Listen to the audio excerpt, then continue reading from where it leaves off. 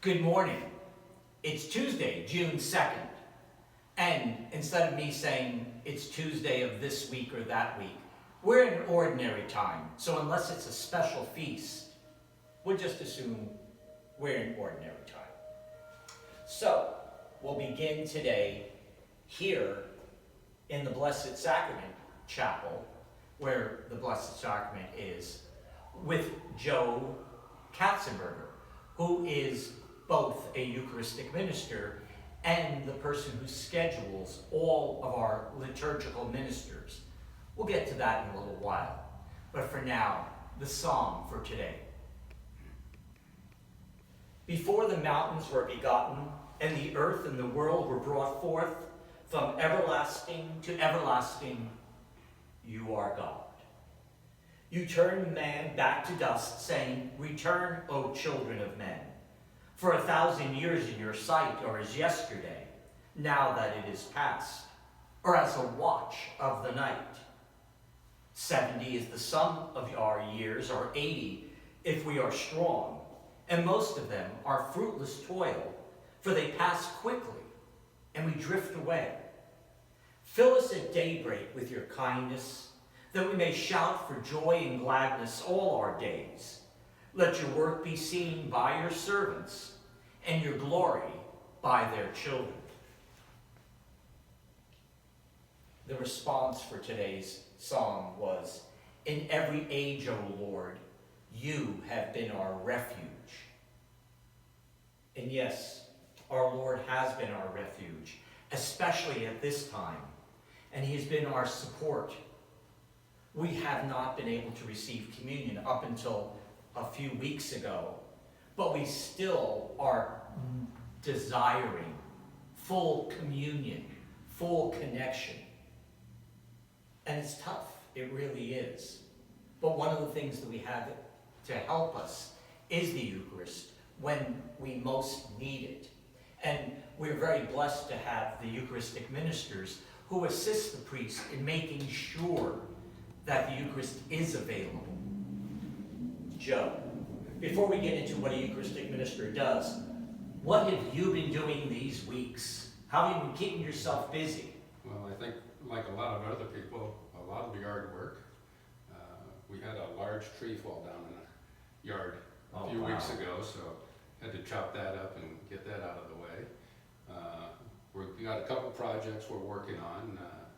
Plan on putting a patio in this summer, and a few things like that. So we're just keeping busy around the house because you can't do much else. Plus, we go for a walk every day, about a 3-mile walk, just to keep ourselves in shape.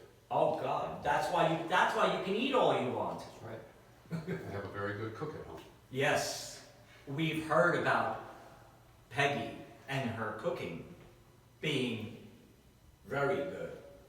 And speaking of cooking, we don't create the Eucharist. It is given to us through a company, and then we take it and we, at Mass, communicate it to others.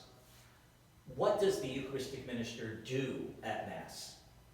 Well, as you said, we distribute the communion, either the host or the wine, to each of the parishioners who want it. And it's quite an experience, actually, to do that. Because for years, I was just a communicant, and now to actually distribute it, it's actually, I don't know, a blessing, I think. Because it does give you an extra feeling in your heart. That is good. Now, as the scheduler, I'm sure it's a breeze doing it, right? Well, you mentioned that I'm the scheduler. In fact, I'm not the only scheduler. Peggy does a lot of the work as well, because we send out the notices about a month in advance every quarter. We get the responses back, generally on time, but then we usually have to send out a reminder for those that haven't responded.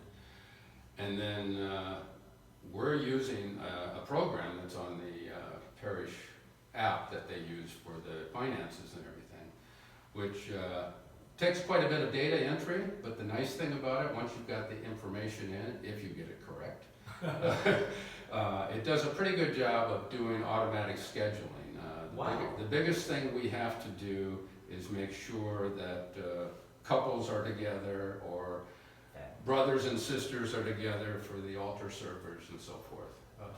But otherwise, it's reasonably fast. The first time we did it manually, as Madeline used to do it. And as I said at the time, I said, hats off to Madeline. She did that for quite a few years, and I can see how difficult it was for her not to have a program to do it.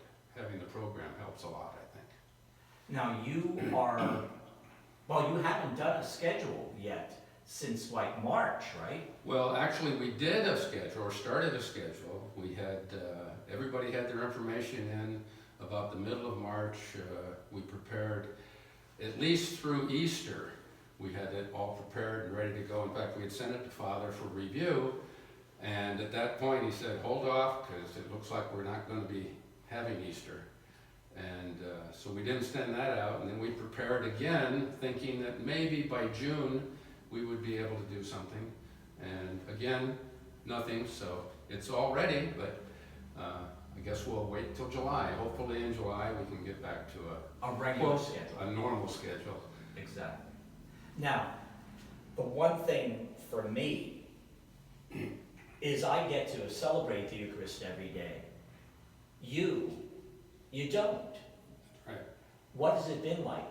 Well, in all truthfulness, what we do when we watch Mass on Saturday or Sunday, when we watch the Mass on YouTube, we actually bring some bread out with us and some wine. We partake, even though it's not blessed, it gives you a feeling that it's the right thing to do. Now, we're lucky because we're able to do the drive, as I call it, drive-by communion, and you're helping us with that. Do you think that's going to get people back to receiving again? I think so. I think we'll be surprised at how many people actually come on Sunday. Maybe not the first Sunday, but once they find out more and more people that are coming, I think we'll have a lot of people here. Good. I want to say thank you to not only yourself and Peggy, but to all of our Eucharistic ministers. They reach out and they are part of what we do, and we thank them for their time and their energies, and especially their gift. Please take the time, come join us on Sunday mornings when we celebrate the Eucharist. Join us when we go and come to celebrate just time in this tabernacle area, and think about the gift that we have, the gift of the Eucharist.